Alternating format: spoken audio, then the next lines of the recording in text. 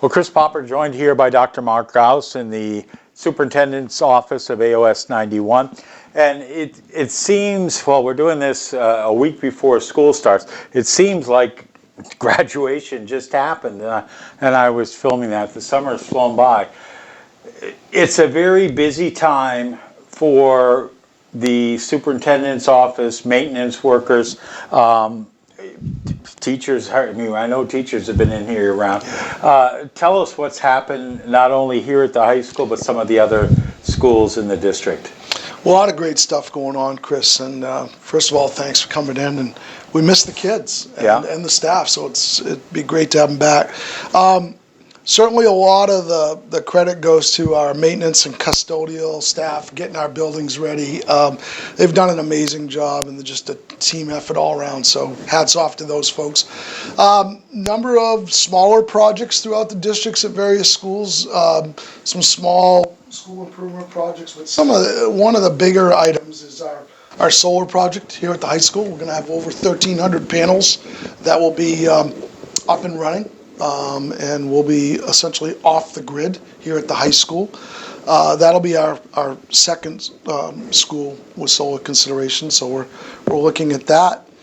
And then certainly a lot of work has gone in over the summer. People don't know oftentimes the ton of work that goes on behind the scenes with teachers and administrators in the summer about looking at student data and how they can improve to make sure when kids come back they're ready. I know one of the things I'm excited for is the bathrooms by the alumni field, the naming of the field. All the high school games, both on the field and in the gym, are now going to be streamed. We'll have more information about that, but that's exciting news as well. Yeah, amazing support we have throughout our communities for facilities, and we're really pleased that the new restroom facility and storage facility will come online. Done some work with our fields and turf and irrigation, which is sorely needed. I was up at the practice field the other day. The practice field looks as nice as the newly named alumni field. Yeah, it's long overdue, and I think it's going to be a really sound investment for our kids and our community. One of the things I know that's been an ongoing concern are safety issues. That's something that's been constantly tweaked in all the schools. Yeah, I mean, school safety and security is ever present, and obviously we live in challenging times, and so it's first and foremost on our minds. We do a summit with local public safety officials so that they're aware of our plans and protocols, and vice versa, the expectations they would have for us. So that's a big focus for us with our staff coming in terms of what those protocols are. But certainly, you know, we pay very close attention to the information that comes from officials in terms of best practices and tweaking it. You know, we work really hard, Chris, on trying to find the balance between making sure that our schools remain open and community assets, but at the same time that we're taking the steps to make sure that kids and staff are safe. And it's a balance all the time, and it's something that we're always going to be dealing with, but we keep it as a priority. Probably the best thing that can happen is that if a member of the community, whether it's student, parent, or faculty, teacher, staff member, hears of something, that they report it. Yeah, thank you. The greatest deterrent we have is visibility, vigilance, and of course, if you see something, say something. Just let us have the ability, or public safety, to check it out. And oftentimes it's those tips that can give us the indication where somebody needs some help or support, and that's what we want to be, or bring resources to bear. So yeah, that's where the community can help us, and we just urge you to, if you ever have a question, reach out to public safety, or certainly your school principal or our office. We want to hear from you. Okay. I know one of the things that you've been working in terms of the long-range planning. How is that going? I mean, it's been I guess a 2 or 3 year process so far. Where are we with that? Yeah, it's hard to believe I'm starting my 4th year here, so that's been an ongoing conversation. And the board, the AOS School Committee held a workshop this summer where the boards got together, and it was they had a facilitator, and I think we're at a point, or I know we're at a point where the boards are going to bring some information forward to communities, to have some community conversations about, here's the information we received, here's where we're thinking are some recommendations that we'd like to move forward. Community, what do you think? And the boards will use that feedback to determine what next steps may or may not be, in concert with everything they've heard from staff and others. So I think this will be the year where those conversations will be going back to individual communities for some direction for the boards. It was a challenging budget year, especially in Trenton. Yep. You know, I know you're very cognizant of the fact that you have tremendous community support, but the support is not unlimited. Oh, we never take it for granted. You know, this district is the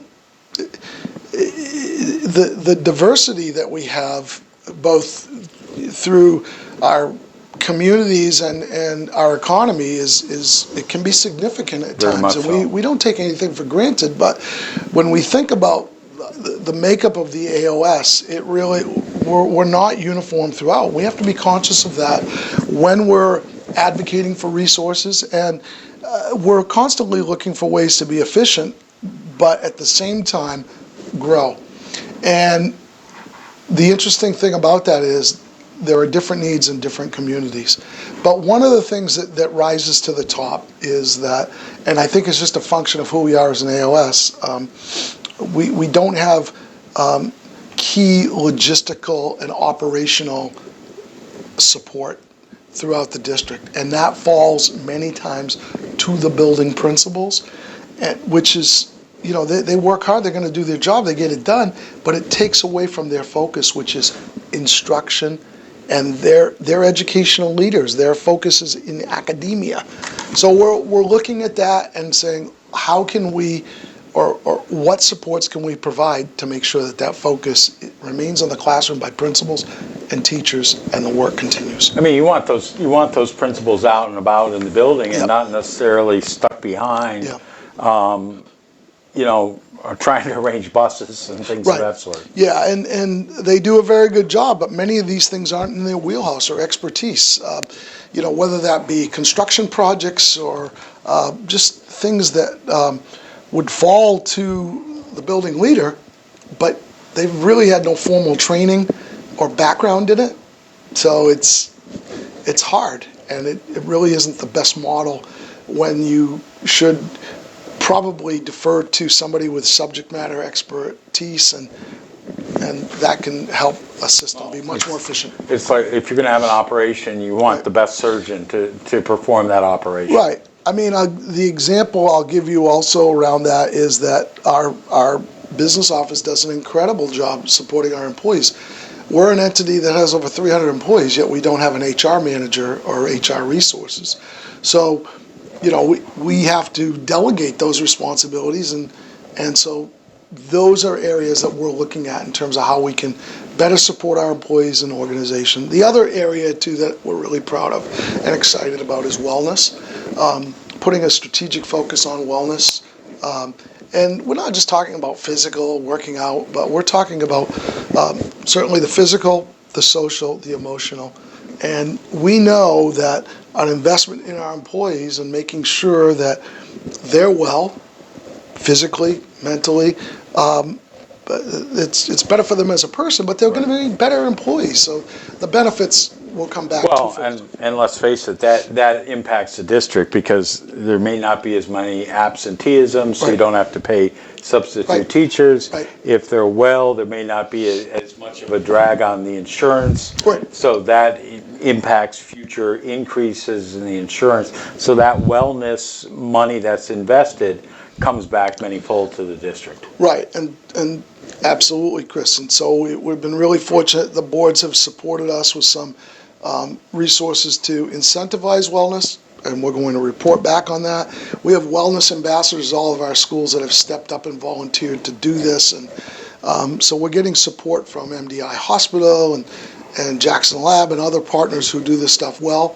because this is a new concept for us. So we're working on that, and all the while making sure that our wellness cascades out from staff to students and our schools. In terms of labor, contracts been signed. We're in good shape there. Yeah,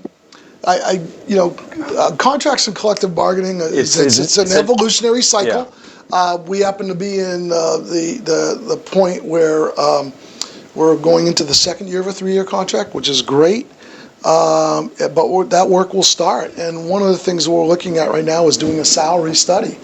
And doing that salary study, I think, is important for 2 reasons. Number one, there's a lot of questions out there about what is the appropriate compensation level. We want to compensate our staff well, but what does that look like, and how do we quantify salary with benefits? And then we talked about the diversity of the district. How does what one community can support can another? So that's the balance we're trying to find. And by doing this salary study, and the boards are putting together a group to, and hopefully the teachers will want to join that. That's their option. We've invited them, but we'd like teachers, support staff, and administrators to participate with us in this study, so that then we can put the information out there and say, here it is. What questions do you have? Because typically when we get into that collective bargaining cycle, we're not able to do that because we can't talk about the information. Right. And we want to encourage that conversation now. One of the things I read on Facebook, and full disclosure, my wife is a teacher, is that they said comparing a teacher who's saying, well, teacher only works 9 to 3, 30 weeks out of the year, is like saying Tom Brady only works 14 hours on a Sunday. Yeah, it's hard. I mean, look, anybody in the educational profession, they work incredibly hard, and the hours are, it's hard to quantify in a day. When they come home, what they're doing with lesson planning, preparation, weekends, nights, all the things they're doing. So it's summer, hard. A lot of the teachers are doing reaccreditation. Absolutely. Yeah. So they're working hard and year round. And again, we recognize that, across our country, the dynamic is different in different communities. But at the same time, it's always ever present on our minds to make sure that we attract and retain great people.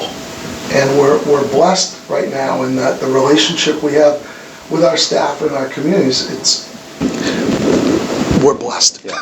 In terms of staffing, I know there's a huge need for bus drivers, especially for extracurricular activities. Yeah. So thank you for that.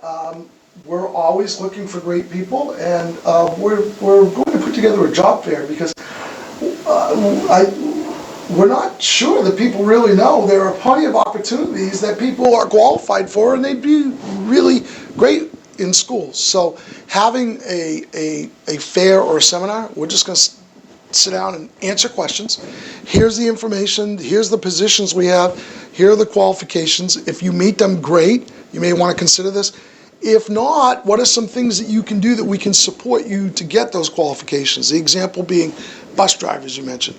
We're running a class through Adult Ed so that we can attract folks, and then we're looking to incentivize that so that if somebody does come, we train them, and they come with us, we want to make sure that we reward them accordingly. Right.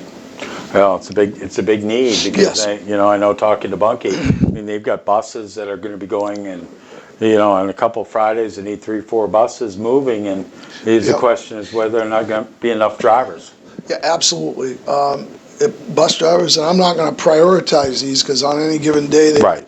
But bus drivers, food service staff, educational technicians, substitutes, just to name a few. Not to mention the fact that, ed techs and teachers and administrators, I mean, it's a challenge to find good people across the board in all of these positions. Right. Sometimes there was an article in the Ellsworth American that spoke about the teacher shortage and the struggle to find qualified applicants in all positions. So it's not something just here in MDI.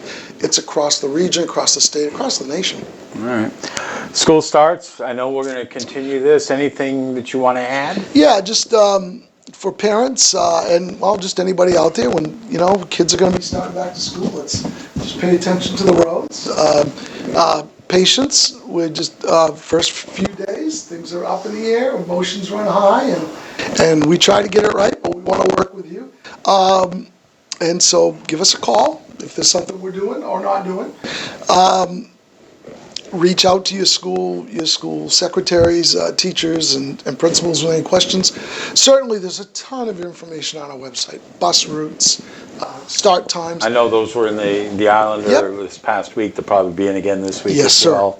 But And they're also on the website. right, and just a reminder, the first 3 days, beginning Monday, Tuesday, Wednesday, are staff days. And then we roll back with the kids after that, and then there's a long weekend for Labor Day. But yeah, here we go. We're back at it. And one of the things too is parents, and I hope they can look for some of the community events we're going to sponsor this year around some subjects.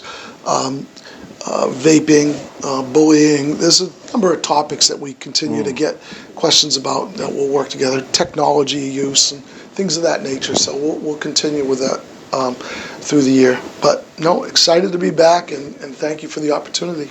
All right, school year starts. Again, Dr. Gousse available. You give it your telephone number if you would. Sure. It's 207-288-5049 here at this office. And the email is marc.gousse, Gousse, at mdirss.org. All right. Thanks for watching. Have a great school year. Check out all the other videos we have on the WDEA YouTube channel.